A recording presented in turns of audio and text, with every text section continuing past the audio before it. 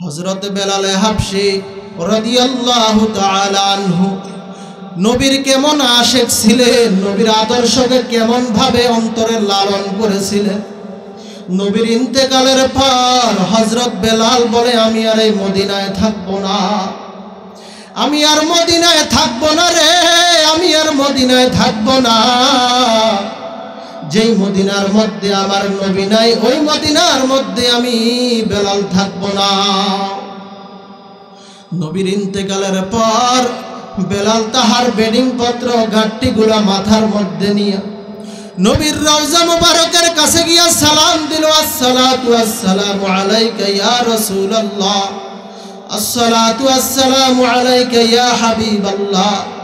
নবী গো, আপনি এই দুনিয়ার মধ্যে নাই, মদিনার মধ্যে নাই, আমি বেলাল ওই মদিনার মধ্যে আর থাকবো না, মদিনার মধ্যে আমি বেলাল আর থাকবো না গো নবী, আমি চলে যাই, চলে যাই। নবীকে সালাম দিয়ে হযরতে বেলাল মদিনার থেকে চলে যায়। হযরতে বেলাল যখন চলে যায়, অন্যান্য সাহাবীরা বেলালকে ডাক দিয়া বলে, ভাই বেলাল তুমি কই যাও?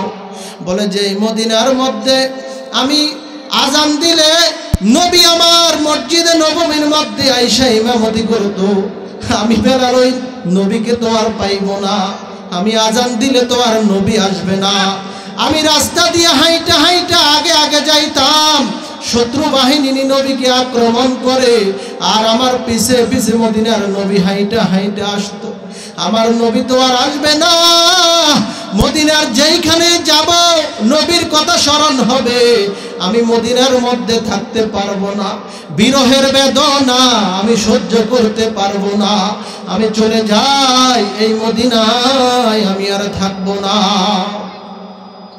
হযরত বেলাল গাঁটটিগুলা নিয়ে যখন নবীর রওজা জিয়ারত করে চলে যায়, 6 মাস যখন পার হয়ে যায়, আল্লাহ পাক রব্বুল আলামিন স্বপ্নের মাধ্যমে বেলালকে নবীকে স্বপ্ন দেখায়। নবী ডাক দিয়া বলে, বেলাল রে, এত নিষ্ঠুর কিভাবে হইলে রে বেলাল? আহারে কত মানুষ আমার সাথে আইসা মোলাকাত করে যায়, জিয়ারত করে যায়, বেলাল তুমি এত নিষ্ঠুর কেন হইলা? আমি নবীর কথা কি একবারও মনে পড়ে না? আয় রে বেলাল, আয় আমার রওজার সামনে আই, একটু সালাম দিয়া যাও রে বেলাল। হযরতে বেলাল হাবশী রাদিয়াল্লাহু তাআলা আনহু নবীকে স্বপ্নে যোগে যখনই মাত্র দেখলো, ছুটে আসলো মদিনায়, চোখের পানি ভেয়ে ভেয়ে পড়তেছে, রাস্তা দিয়ে হাঁটতেছে আর মনে করে, হায় হায়, এই রাস্তায় না নবী চলতো, আজকে তো আমি নবীকে দেখি না। কান্না করতে করতে নবীর রওজা মুবারকের সামনে আইয়া যখন সালাম দিয়া দিল, নবীর রওজা মুবারক জিয়ারত যখন করে ফেলল, সাহাবায়ে কেরাম ছুটে আসলো বেলালকে দেখা। সাহাবায়ে কেরাম আইসা বেলালের সাথে মোলাকাত করতেছে, ছোট ছোট বাচ্চাগুলা বেলালকে দেখা খুশিতে আনন্দে আত্মহারা হয়ে গেল। দৌড়াইয়া বাড়ির মধ্যে যাইয়া ডাক দিয়া বলে, মাগো মাহা, নবীর মুয়াজ্জিন বেলাল আসছে, নবীও মনে হয় আসতেছে। হযরত বেলাল রাদিয়াল্লাহু তাআলা আনহু নবীর রওজা মুবারক জিয়ারত করার পর মদিনার থেকে আবার চলে যাইবে। সাহাবায়ে কেরাম সবাই ডাক দিয়া বলে, হো বেলাল, ও ভাই বেলাল, তুমি মদিনার থেকে চলে গেলা, তোমার আজানও আর শুনতে পাই নাই। ওরে বেলাল, নবীও চলে গেছে, তুমিও চলে গেলা, তুমি যদি থাইকে একটু আজান দিতা, তোমার আজান শুই না আমরা নবীর কথা মনে করতাম। ও ভাই, একটু তুমি নবীর মসজিদে আজান দিয়া দাও। বেলাল ডাক দিয়া বলে, না, আজকে আর আমি আজান দিব না, আমি আর এই মদিনা আজান দিব না রে, আমি এই মদিনার মধ্যে আর আজান দিতে পারবো না। সাহাবায়ে কেরাম বলে, ভাই কেন তুমি আজান দিবা না? হযরত বেলাল ডাক দিয়া বলে, আমি যখন আজান দিতাম আর যখনই মাত্র আমি বলতাম আশহাদু আন্না মুহাম্মাদার রাসূলুল্লাহ, বলার সাথে সাথে আমার মদিনার নবী মসজিদে হাজির হয়ে যেত, আর আজকে যদি আমি আজান দেই আমার নবী তো আসবে না, আমি আর আজান দিব না। সাহাবায়ে কেরাম যতই রিকোয়েস্ট করতেছে বেলাল আজান দিবে না, রাজি হচ্ছে না। কয়েকজন চলে গেলে, যাও নবীর সেই আদরের নাতি হাসান হুসাইনকে নিয়ে আসো, তাদের কথা হয়তো বেলাল শুনতে পারে। চলে গেল হাসান হুসাইনের কাছে, জয়া ডাক দিয়া বলতেছে, ও নানার, ও মদিনার নবীর নাতি হযরতে বেলাল নবীর মসজিদের মুয়াজ্জিন আসছে, আসো আসো তাড়াতাড়ি আসো, একটু তাকে আজান দেওয়ার জন্য তোমরা বলবা। হাসান হুসাইন যখন চলে আসলো, বেলালের দুই পাশে আইসা জড়ায়া ধরল। নবীর চেহারাটা হাসান হুসাইনের চেহারার মধ্যে ভেসে উঠতেছে। বেলাল তাদেরকে দেখা নবীর কথা স্মরণ হয়ে গেছে। হাসান হুসাইন ডাক দিয়া বলে, বেলাল তুমি চলে গেলে, আমার নানায় চলে যাওয়ার পরে আমরা তোমার আজান শুনি নাই, তোমার আজান তো আমরা আর শুনতে পাইলাম না রে বেলাল। ও বেলাল তুমি একটু মসজিদে নববীর মধ্যে আজান দিয়া দাও।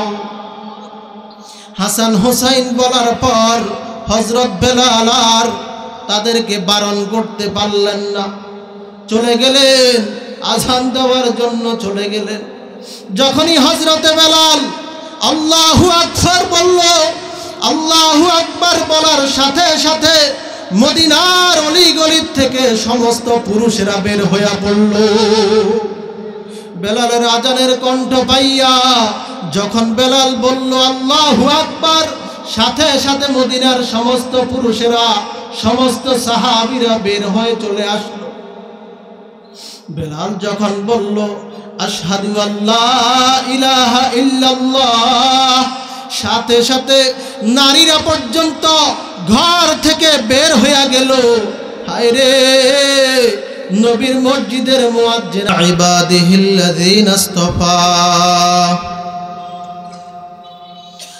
وبعد فأعوذ بالله من الشيطان الرجيم. بسم الله الرحمن الرحيم. لقد كان لكم في رسول الله أسوة حسنة.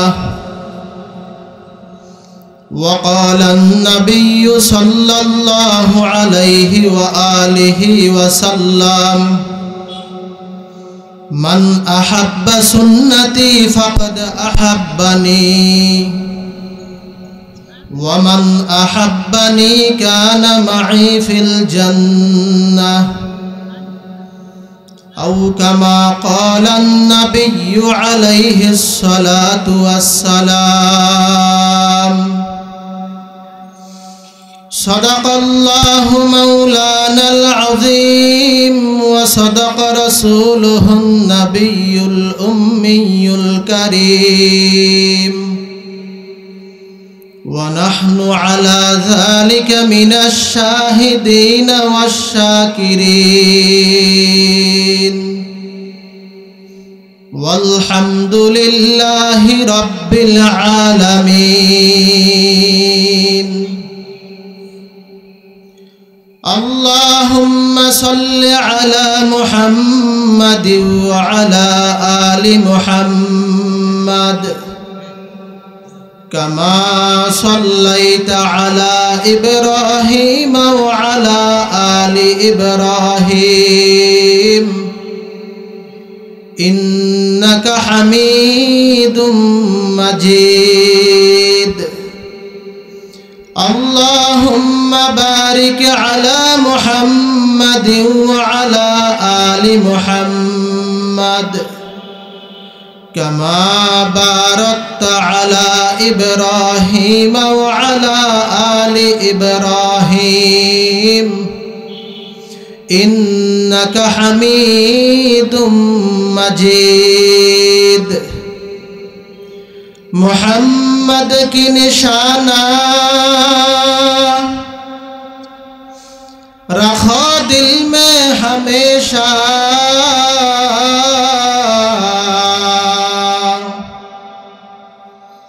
تاکہ شب مرد کمل উম্মতি মুস্তাফা বালাগাল উলা বিকামালিহি কাশাফাত দুজা বিজামালিহি হাসুনাত জামিউ খিসালিহি সাল্লু আলাইহি ওয়া আলিহি।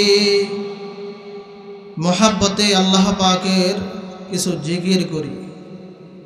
লা ইলাহা ইল্লাল্লাহ, লা ইলাহা ইল্লাল্লাহ, লা ইলাহা ইল্লাল্লাহ, লা ইলাহা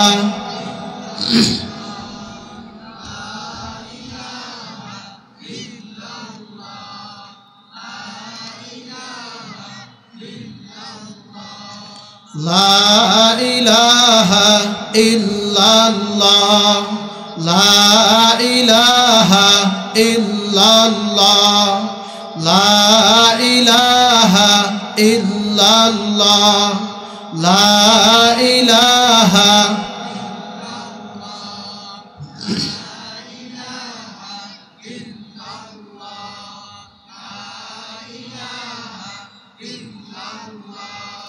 লা ইলাহা ইল্লাল্লাহ, লা ইলাহা ইল্লাল্লাহ, লা ইলাহা ইল্লাল্লাহ, লা ইলাহা ইল্লাল্লাহ।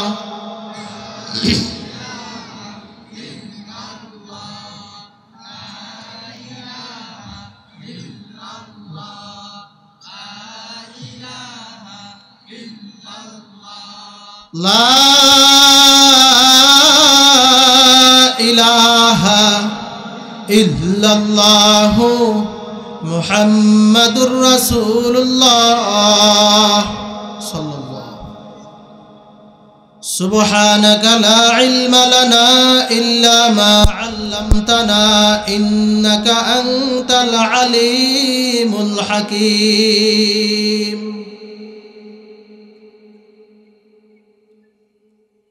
শুকরিয়া আদায় করি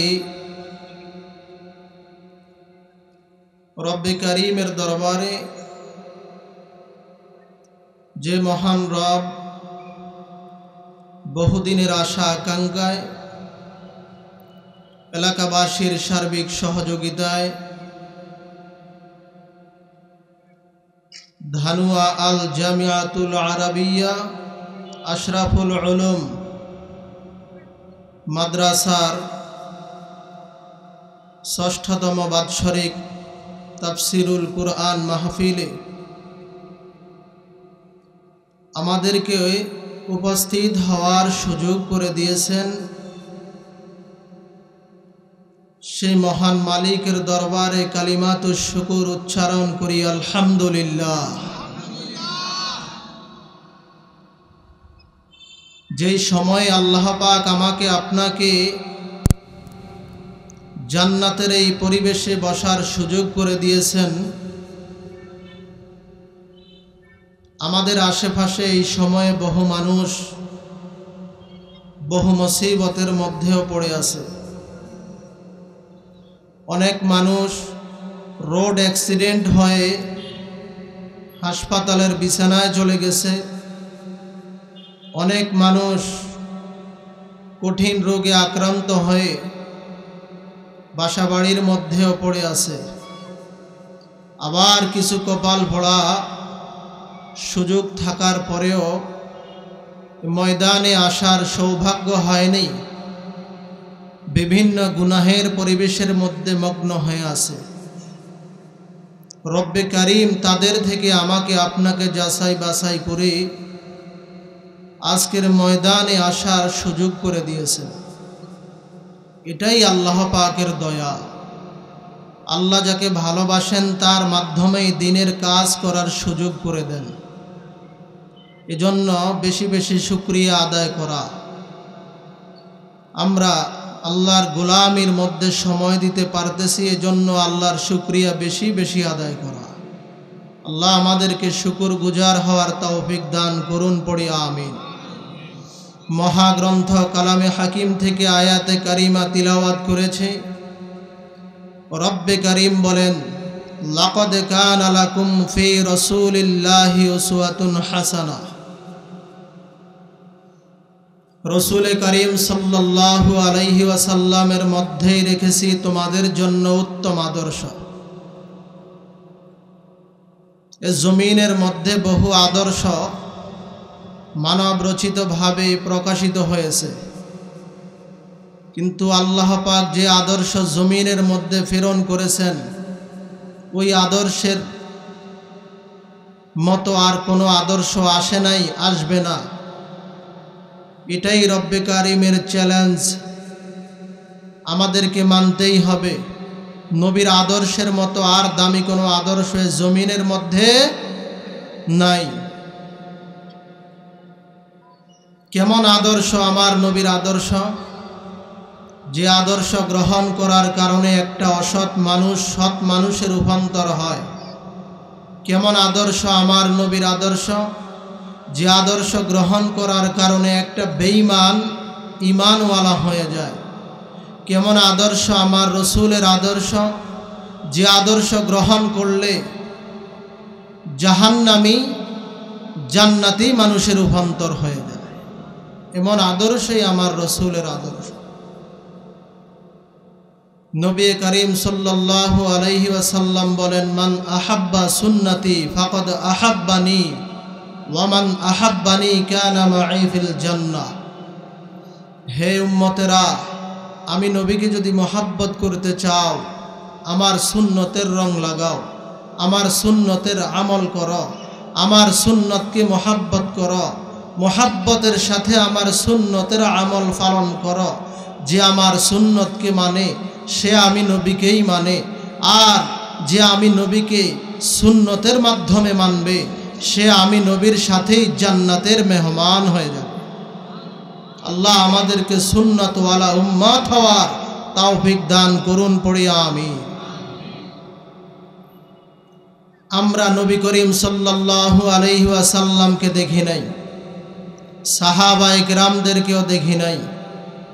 আল্লাহ পাক রব্বুল আলামিনের নবীর কাছে একদিন সাহাবায়ে কেরাম প্রশ্ন করলেন, ইয়া রাসূলুল্লাহ, ইয়া হাবিবাল্লাহ, আখেরি জামানার উম্মত যারা হবে আপনার, তারা তো আপনাকে দেখবে না, তারা তো বদরের ময়দানে জিহাদে শামিল হতে পারবে না, উহুদের ময়দানে জিহাদে শামিল হতে পারবে না, খন্দকের যুদ্ধে তারা শামিল হতে পারবে না। এত বড় শাহাদাতের মর্যাদার এই ফজিলতপূর্ণ সওয়াব থেকে কি তারা বঞ্চিত হয়ে যাবে? নবী আমার ডেকে বলো, সাহাবায়ে কেরাম তোমরা জানায়া দাও, আখেরি জামানার উম্মতদেরকে বলে দাও, তোমাদের পরবর্তী যারা আসবে তাবেঈন তাদের মাধ্যমে পৌঁছে দাও, আখেরি জামানার উম্মতেরা আমি নবীকে দেখবে না, বদরের ময়দানের মধ্যে শামিল হইতে পারবে না, উহুদের ময়দানের মধ্যে শামিল হইতে পারবে না, খন্দকের ময়দানের মধ্যে তারা শামিল হইতে পারবে না।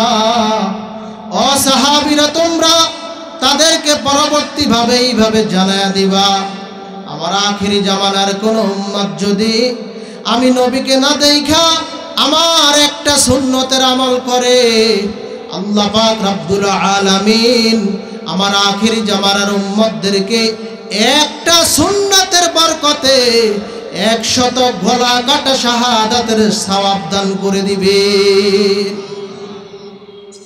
আজকে আমাদের মধ্যে সুন্নতের আমল তো নাই, সুন্নতের আমল নাই, সুন্নত থেকে আমরা অনেক দূরে রে ভাই। মুসলমান দাবি করি, ঘরের মধ্যে খানা খাই, দস্তরের কোনো খবর নাই। ইহুদিরাও খানা খায়, মুসলমানেরাও খানা খায়। ও ভাই, তোমার সাথে আর ইহুদির সাথে তো মিল কোথায় রইল? আর তুমিও খানা খাও, তোমার খানাটা নবীর তরিকায় তো হইল না।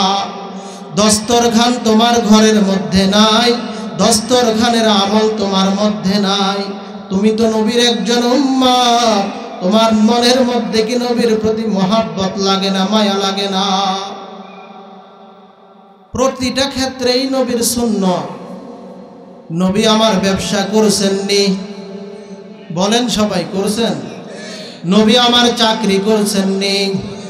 নবী আমার রাষ্ট্রের প্রধান ছিলেননি?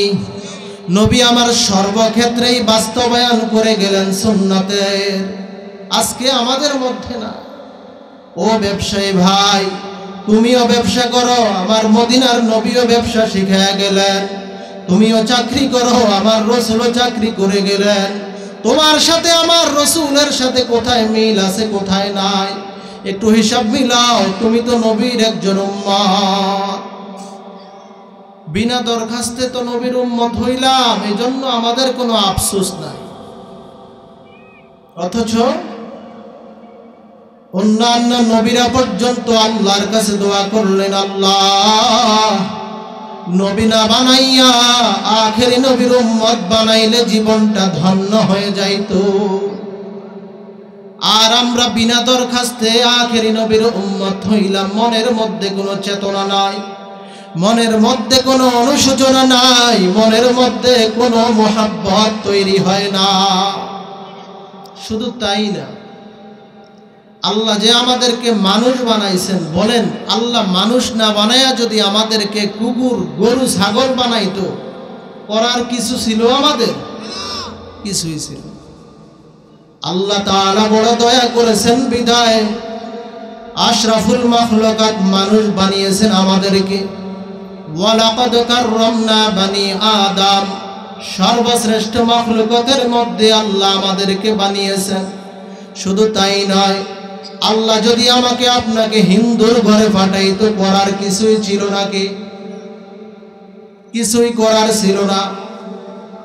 আল্লাহ দয়া করেছেন বিদায় তো মুসলমানের ঘরে পাঠিয়েছেন। রে ভাই, কোথায় আমার মুসলমানি কই? কোথায় আমার নবীর উম্মত ওয়ালা কাজ কই? কোথায় নবীর প্রতি মোহাব্বত আজকে কোথায়? নবীর উম্মত দাবি করি, নবীর সুন্নতের আমলের কোনো খবর নাই।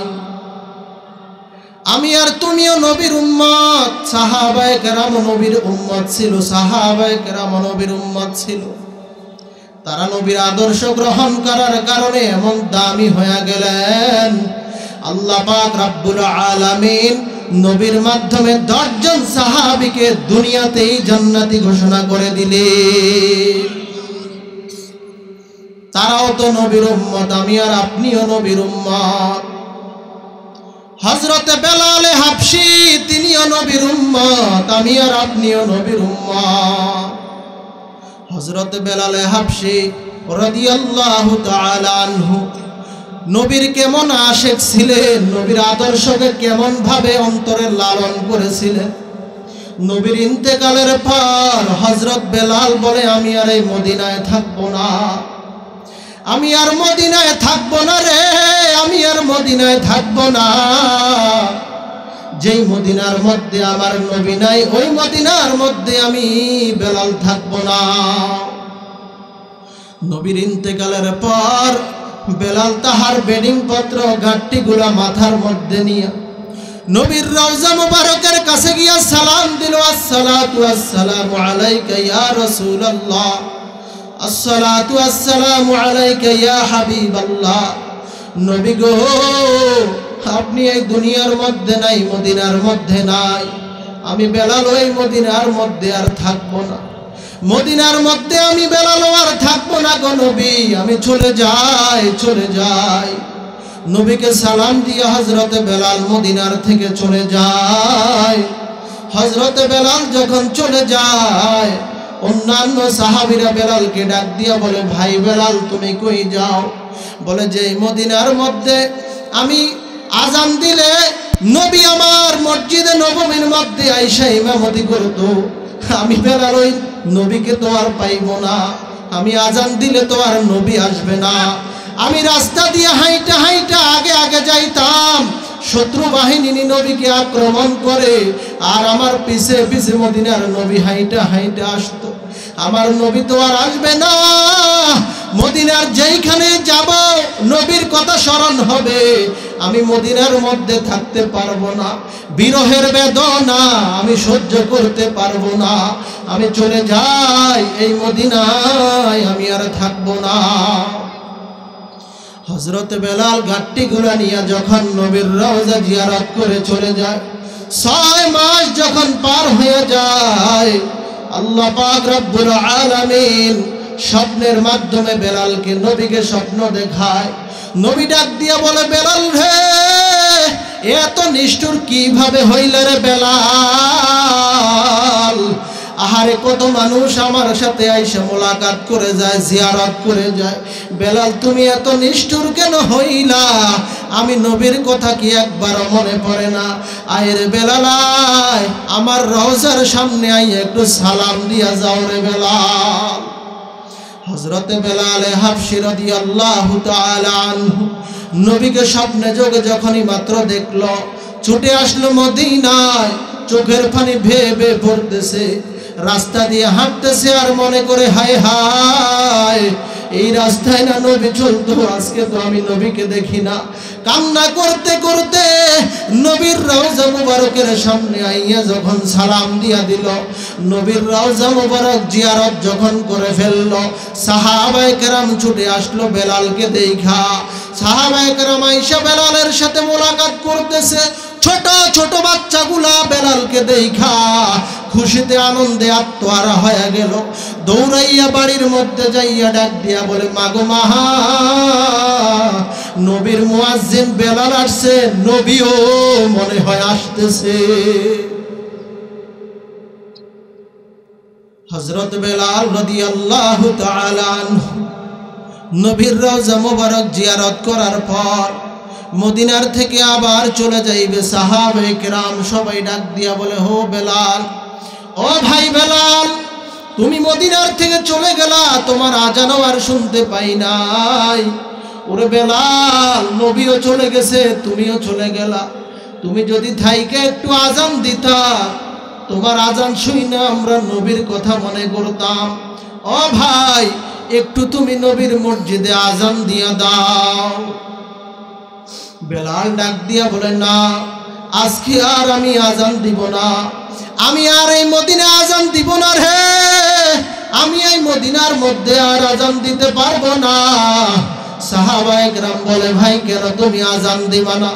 হযরত বেলাল ডাক দিয়া বলে, আমি যখন আজান দিতাম আর যখনই মাত্র আমি বলতাম আশহাদু আন্না মুহাম্মাদার রাসূলুল্লাহ, বলার সাথে সাথে আমার মদিনার নবী মসজিদে হাজির হয়ে যেত। আর আজকে যদি আমি আজান দেই, আমার নবী তো আসবে না, আমি আর আজান দিব না। সাহাবায়ে কেরাম যতই রিকোয়েস্ট করতেছে, বেলাল আজান দিবে না, রাজি হচ্ছে না। কয়েকজন চলে গেলে, যাও নবীর সেই আদরের নাতি হাসান হুসাইনকে নিয়ে আসো, তাদের কথা হয়তো বেলাল শুনতে পারে। চলে গেল হাসান হুসাইনের কাছে, জয়া ডাক দিয়া বলতেছে, ও নানার, ও মদিনার নবীর নাতি, হযরতে বেলাল নবীর মসজিদের মুয়াজ্জিন আসছে, আসো আসো, তাড়াতাড়ি আসো, একটু তাকে আজান দেওয়ার জন্য তোমরা বলবা। হাসান হুসাইন যখন চলে আসলো, বেলালের দুই পাশে আইসা জড়ায়া ধরল। নবীর চেহারাটা হাসান হুসাইনের চেহারার মধ্যে ভেসে উঠতেছে। বেলাল তাদেরকে দেখা নবীর কথা স্মরণ হয়ে গেছে। হাসান হুসাইন ডাক দিয়া বলে, বেলাল, তুমি চলে গেলে, আমার নানায় চলে যাওয়ার পরে আমরা তোমার আজান শুনি নাই, তোমার আজান তো আমরা আর শুনতে পাইলাম না রে বেলাল। ও বেলাল, তুমি একটু মসজিদে নববীর মধ্যে আজান দিয়া দাও। হাসান হুসাইন বলার পর হযরত বেলাল আর তাদেরকে বারণ করতে পারলেন না, চলে গেলেন আজান দেওয়ার জন্য চলে গেলেন। যখনই হযরতে বেলাল আল্লাহু আকবার বলল, আল্লাহু আকবার বলার সাথে সাথে মদিনার অলিগলির থেকে সমস্ত পুরুষেরা বের হয়ে পড়ল। বেলালের আজানের কণ্ঠ পাইয়া যখন বেলাল বলল আল্লাহু আকবার, সাথে সাথে মদিনার সমস্ত পুরুষেরা, সমস্ত সাহাবীরা বের হয়ে চলে আসলো। বেলাল যখন বলল আশহাদু আল্লা ইলাহা ইল্লাল্লাহ, সাথে সাথে নারীরা পর্যন্ত ঘর থেকে বের হয়ে গেল। হায় রে, নবীর মসজিদের মুয়াজ্জিন আসছে, নবীর মুয়াজ্জিন আসছে। বেলালের আজান শুই না ছোট ছোট বাচ্চারা মাকে ডাক দিয়া বলে, মা গো, নবীর মুয়াজ্জিন বেলাল আজান দিতেছে, মনে হয় নবী আজকে ইমামতি করবে। বেলালকে দেখাই নবীর কথা মনে হয়ে যায়। বেলাল যখনই মাত্র আশহাদু আন্না মুহাম্মাদার রাসূলুল্লাহ এই শব্দটা উচ্চারণ করলো, এই শব্দটা উচ্চারণ করার সাথে সাথে বেলাল বেহুশ হইয়া জমিনের মধ্যে পড়িয়া গেল, নবীর মোহাব্বতে পড়ে গেল। কারণ বেলাল আগে যখন আশহাদু আন্না মুহাম্মাদার রাসূলুল্লাহ বলতো, আমার নবী মসজিদে নববীর মধ্যে উপস্থিত হয়ে যাইতো। কিন্তু আজকে বেলাল বলতেছে নবী তো আর উপস্থিত হইতেছে না। এই ছিল হযরত বেলাল, তিনিও নবীর উম্মত, আমি আর আপনিও নবীর উম্মত। তিনি নবীর সুন্নতের আদর্শ কিভাবে পালন করেছিলেন। তিনি যখন গোসলের জন্য যাইতেন, মাথার টুপিটা ওই সময় খুলতেন না, টুপিটাকে হাত দিয়া চাপ দিয়া তারপরে পুকুরের মধ্যে ডুব দিতেন। নবীর সুন্নতকে এমন ভাবে মোহাব্বত করেছিলেন হযরতে বেলাল। নবী মেরাজের মধ্যে গেলেন, সেখানে যাওয়ার পর হযরতে বেলাল জান্নাতের মধ্যে হাঁটতেছে, এমন ঠক ঠক আওয়াজ পাইতেছেন। নবী ডাক দিয়ে বলে, ও জিব্রাইল, কে হাঁটতেছে? জিব্রাইল বলে, আপনার সাহাবী হযরতে বেলাল জান্নাতে হাঁটতেছে। নবী আয়েশা ডাক দিয়ে বলে, বেলাল, এমন কি আমল তুমি করলা যে আমলের কারণে জান্নাতের মধ্যে তোমার হাঁটার আওয়াজ আমি পাইলাম? বেলাল ডাক দিয়ে বলে, ইয়া রাসূলুল্লাহ, ইয়া হাবিবাল্লাহ, আমি দেখেছি আপনি ওযুর পরে 2 রাকাত নামাজ আদায় করেন, তাহিয়াতুল ওযু। আমি বেলাল নিয়মিত এই আমল করি, এই ছাড়া আমার অন্য কোনো আমল নাই। হযরত বেলাল দামি একজন মানুষ হয়ে গেলেন। বেলালের চেহারাটা ছিল একেবারেই কালো, হাবশি ছিল, আফ্রিকার জঙ্গলের বেলাল ছিল, কালো মানুষ ছিল। মানুষ যতই কালো হোক, হাতের তালু সাদা হয়।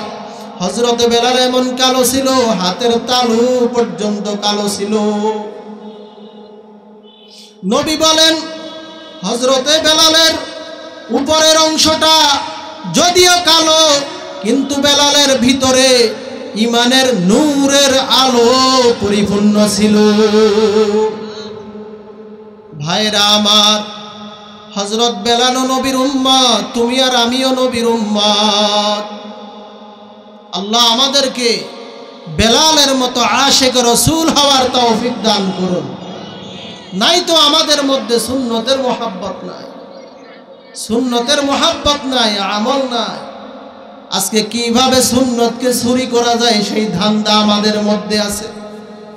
কিভাবে দাড়ি কাটা যায়, দাড়ি ছোট করা যায়, স্টাইল করে চলা যায়, সেই ধান্দা আজকে আমাদের মধ্যে।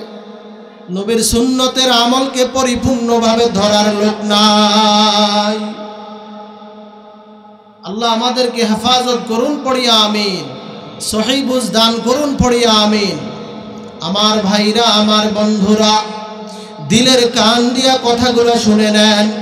নবীর আদর্শের মতো দামি আর কোনো আদর্শে জমিনের মধ্যে নাই।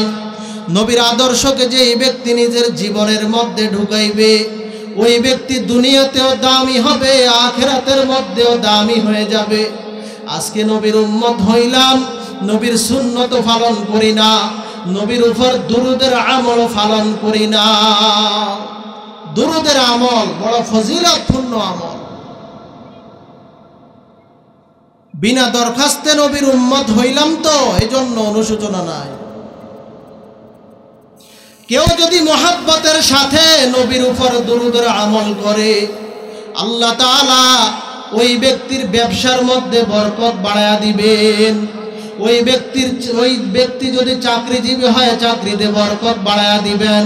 ওই ব্যক্তি যদি ছাত্র হয় তার লেখাপড়ার মধ্যে বরকত বাড়ায়া দিবেন।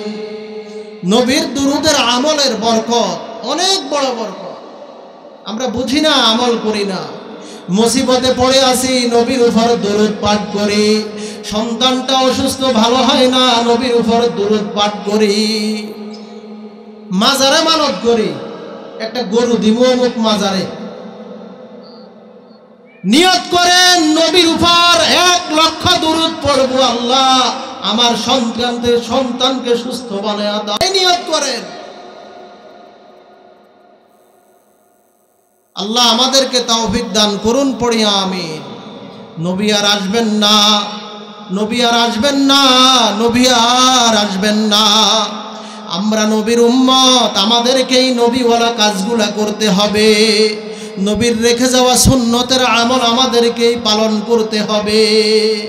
না বিধর্মীরা করবে, হিন্দুরা করবে সুন্নতের আমল, আমাদেরকেই করতে হবে। নবীর সুন্নতের আমলটা যত বেশি করবেন আল্লাহর মহাব্বত তত পাবেন। কুল ইন কুনতুম তুহিব্বুনাল্লাহ ফাত্তাবিউনি ইউহিব্বুকুমুল্লাহ।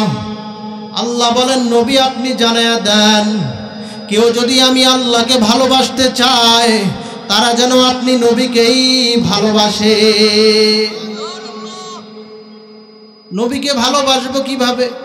নবী বলেন, মান আহাব্বা সুন্নতি ফাকাদ আহাব্বানি ওয়া মান আহাব্বানি কানা মাই ফিল জান্নাহ।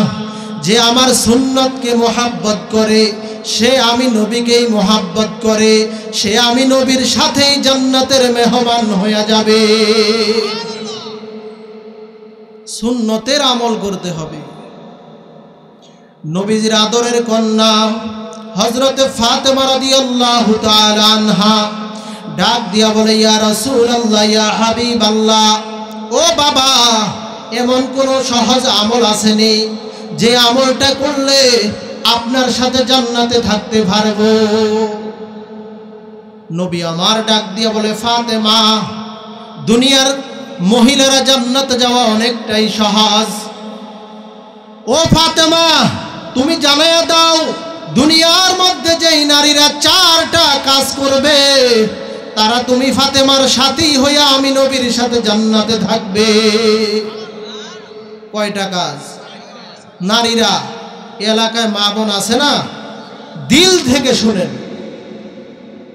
হযরত ফাতেমা ডাক দিয়া বলতেছে, বাবা, আপনার সাথে জান্নাতে থাকবো এমন সহজ আমল বলে দেন।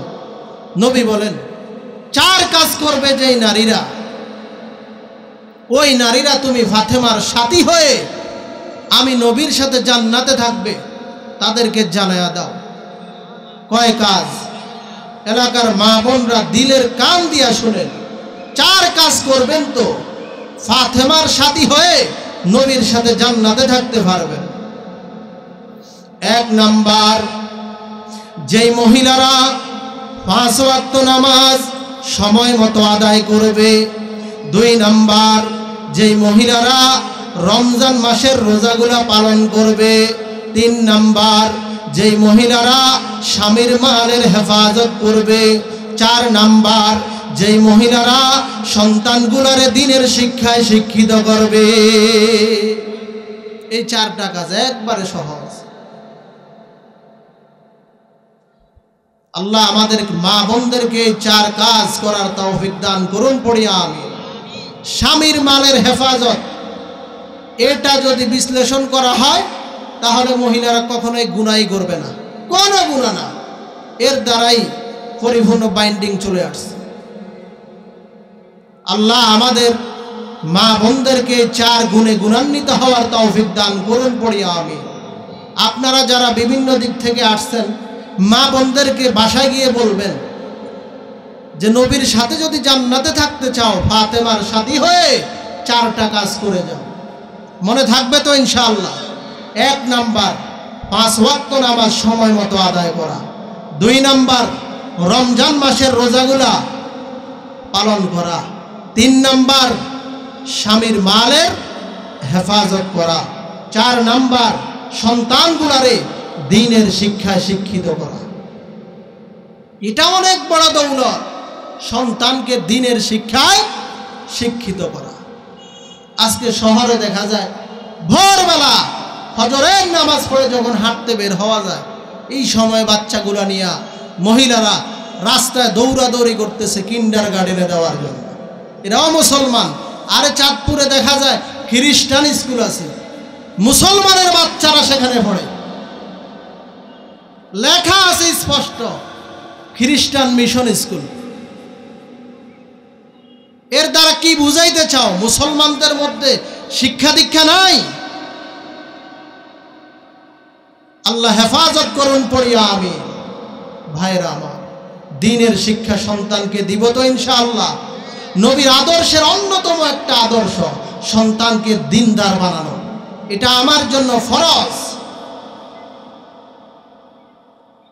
দ্বীনের শিক্ষা সন্তানকে দিলে কি লাভ হয়? দিলের কান দিয়া শুনেন। পয়গম্বর হযরতে মূসা আলাইহিস সালাম রাস্তা দিয়ে হাইটা হাইটা যাচ্ছেন। কিছু দূর যাওয়ার পর তাকাইয়া দেখে রাস্তার পাশে গোরস্থানে কবরের মধ্যে আযাব আর আযাব চলতেছে, আযাব আর আযাব। ধাউ ধাউ করে জাহান্নামের আযাব চলতেছে, আগুন জ্বলতেছে। পয়গম্বর মূসা আলাইহিস সালাম ওই কবরের পাশে দাঁড়াইয়া দোয়া করল, কিন্তু কবরের আযাব বন্ধ হয় নাই। পয়গম্বর হযরতে মূসা আলাইহিস সালাম সেখান থেকে চলে গেলেন।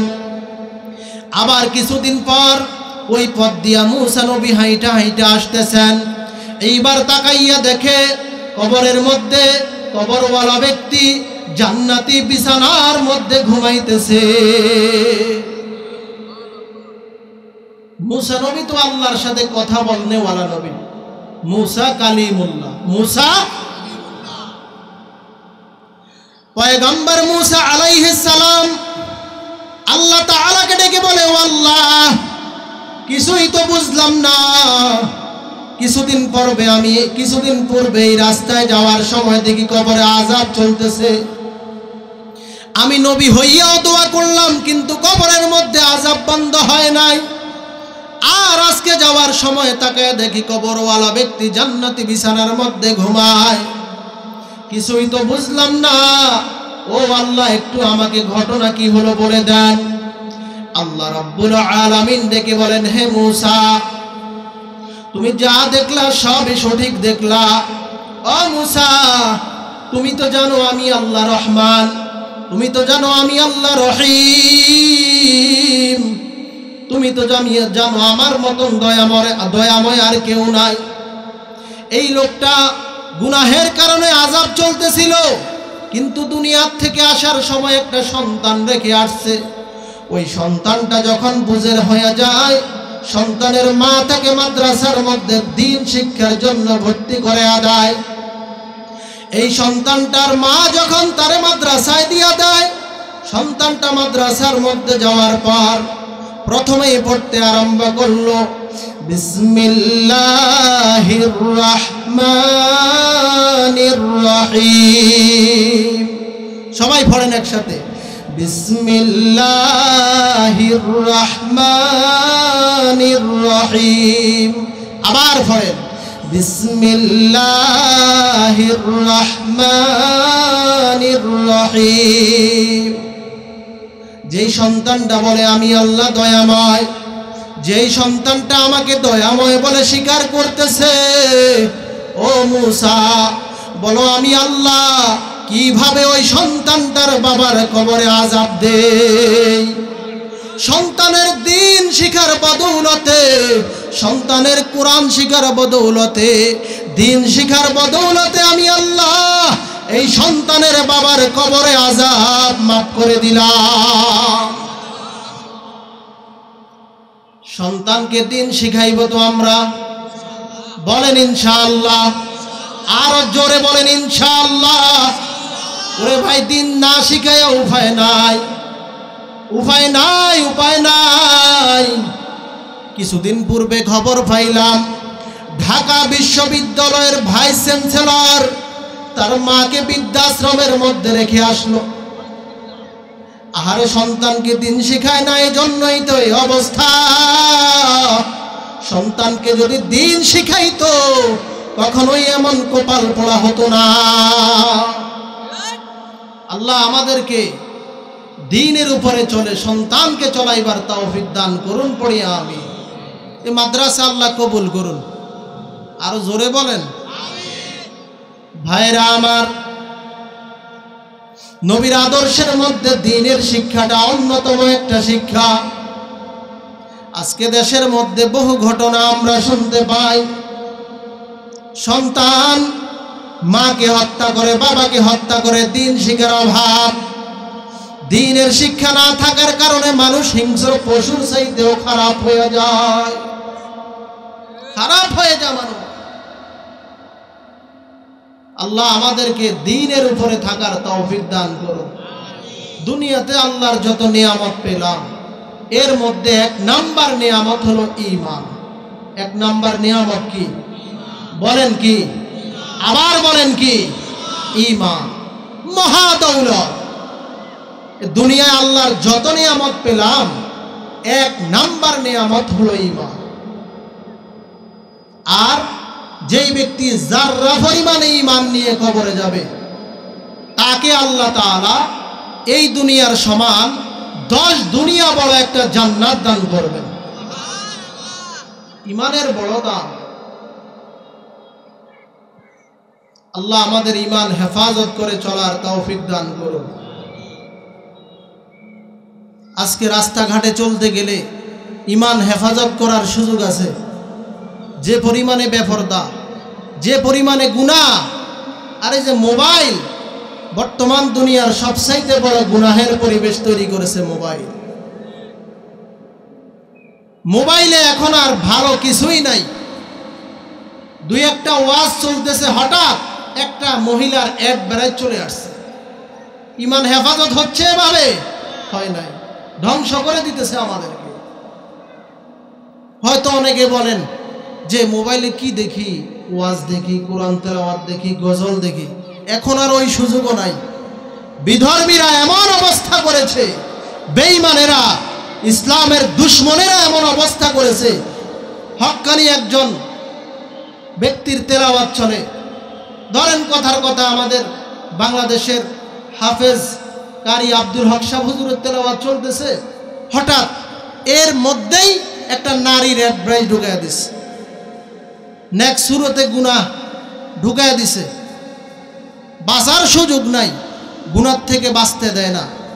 আল্লাহ হেফাজত করুন, পড়ি আমি। আর মোবাইলের মাধ্যমে তো আমরা সব ধ্বংস করে দিচ্ছি, আমাদের সব ধ্বংস করে দিচ্ছি। আল্লাহ আমাদেরকে হেফাজত করুন, পড়ি আমি।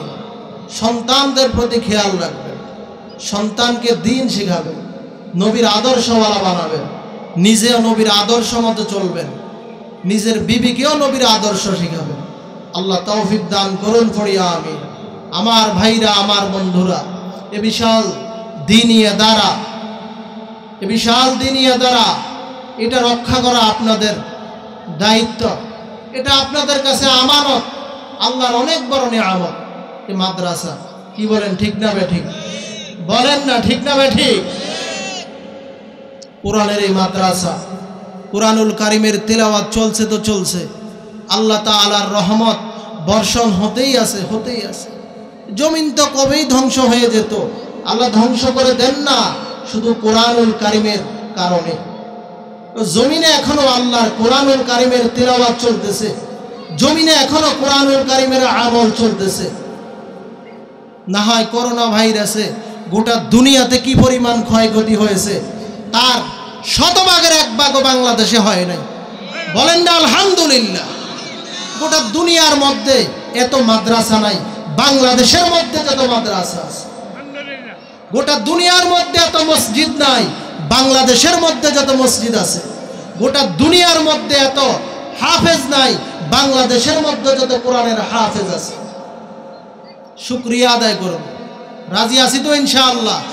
কোটি কোটি টাকা আমাকে বাঁচাইতে পারবে না, পারবে? ক্ষমতা আজ আছে, কাল প্রমাণ হয়েছে কিনা? আল্লাহ বুঝার তৌফিক দান করো। টাকা বাঁচাইতে পারবে? পারবে না।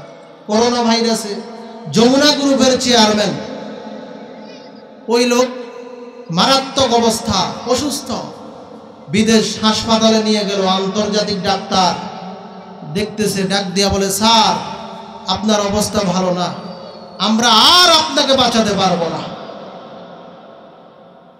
যমুনা গ্রুপের চেয়ারম্যান ডাক দিয়া বলে, ডাক্তার আমার যত সম্পদ আছে সমস্ত সম্পদের অর্ধেক আপনাকে দিয়ে দিব, তারপরেও আমাকে কিছুদিন জমিনের মধ্যে থাকার সুযোগ করে দেন। ডাক্তার ডাক দিয়া বলতেছে, যমুনা গ্রুপের চেয়ারম্যান, আজকে যদি আপনার গোটা সম্পদ নয়, গোটা দুনিয়াটাও আমার নামে লিখে দেন, তারপরেও আমি আপনাকে বাঁচাইতে পারবো না।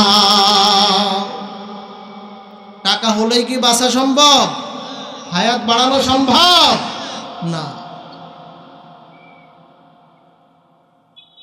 নবীর উপর দুরূদ বেশি পড়বেন তো হায়াত আল্লাহ বাড়াইয়া দিবেন। আল্লাহ তৌফিক দান করুন। নবীর উপর দুরূদ যত বেশি পড়বেন রিজিক আল্লাহ বাড়াইয়া দিবেন। নবীর উপর দুরূদ যত পড়বেন সম্মান আল্লাহ বাড়াইয়া দিবেন। নবীর উপর দুরূদ যত বেশি পড়বেন আল্লাহ পাক চেহারার মধ্যে নূর দান করবেন। নবীর উপর দুরূদ যত পড়বেন আল্লাহ ইবাদতের শক্তি দান করবেন।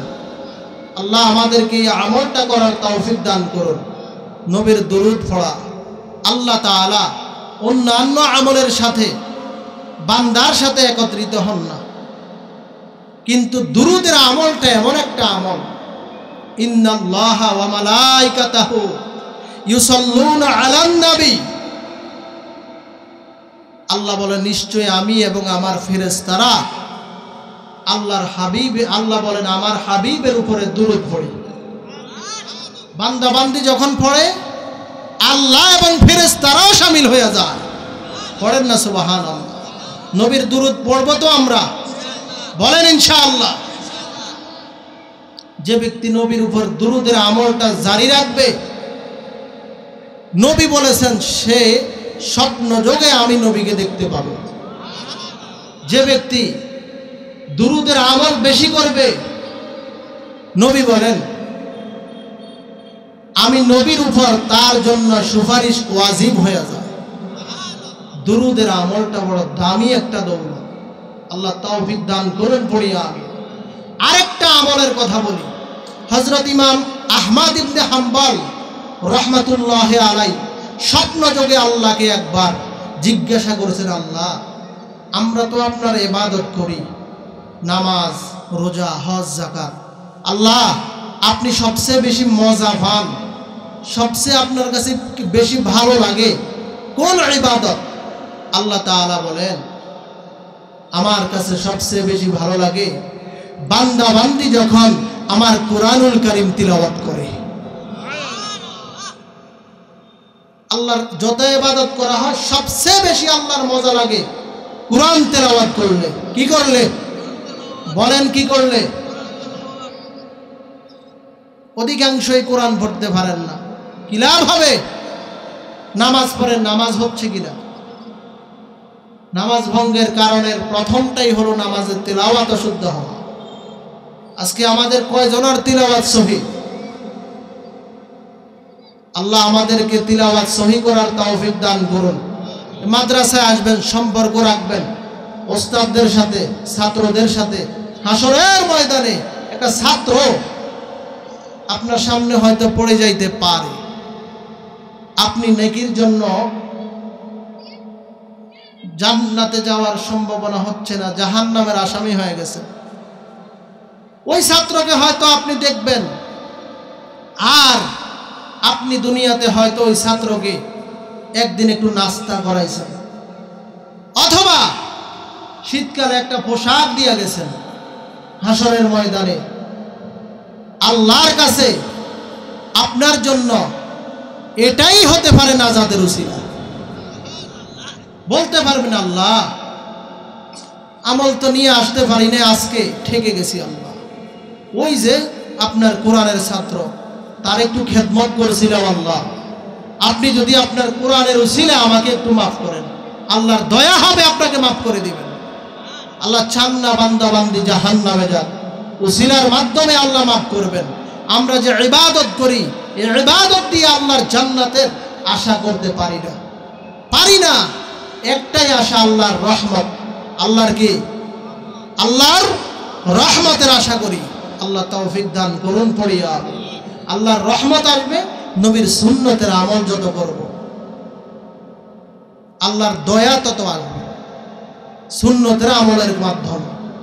ধরেন উদাহরণ, আপনার সন্তানকে আপনার ভাই যদি মোহাব্বত করে একটা আইসক্রিম দেয়, একটা শীতের পোশাক দেয়, ফল ফ্রুট দেয়, আপনার ভাই অথবা আপনার কোনো আত্মীয় স্বজন আপনার সন্তানকে দেয়, কলিজার সন্তান, আপনার ভাইয়ের প্রতি আপনার মায়া বাড়বে না কমবে? বলেন, বাড়বে না কমবে? উদাহরণটা বুঝার জন্য দেওয়া হলো। আল্লাহ রাব্বুল আলামিন তার হাবিব আমাদের নবী মুহাম্মদ সাল্লাল্লাহু আলাইহি ওয়াসাল্লাম, নবীর সুন্নতের আমলটা যদি আমরা করি আর নবীর উপর দুরূদ যদি বেশি বেশি পড়ি, আল্লাহ তো বলেছেন আমার ভালোবাসা পেতে হলে আমার হাবিবকে ভালোবাসো। তাহলে আমরা যদি সুন্নতের আমলটা করি, আল্লাহ আমাদেরকে ভালোবাসবেন কি বাসবেন না? বাসবেন। আল্লাহ আমাদেরকে তৌফিক দান করুন। পড়িয়া আমিন। সুন্নাত বড় দামি এক দৌলত, নবীর দুরূদ বড় দামি এক বরকতি দৌলত। আল্লাহ আমাদেরকে যে কথাগুলো বললাম, আমাকে এবং আপনাদেরকে আমল করার তৌফিক দান করুন। পড়িয়া আমিন।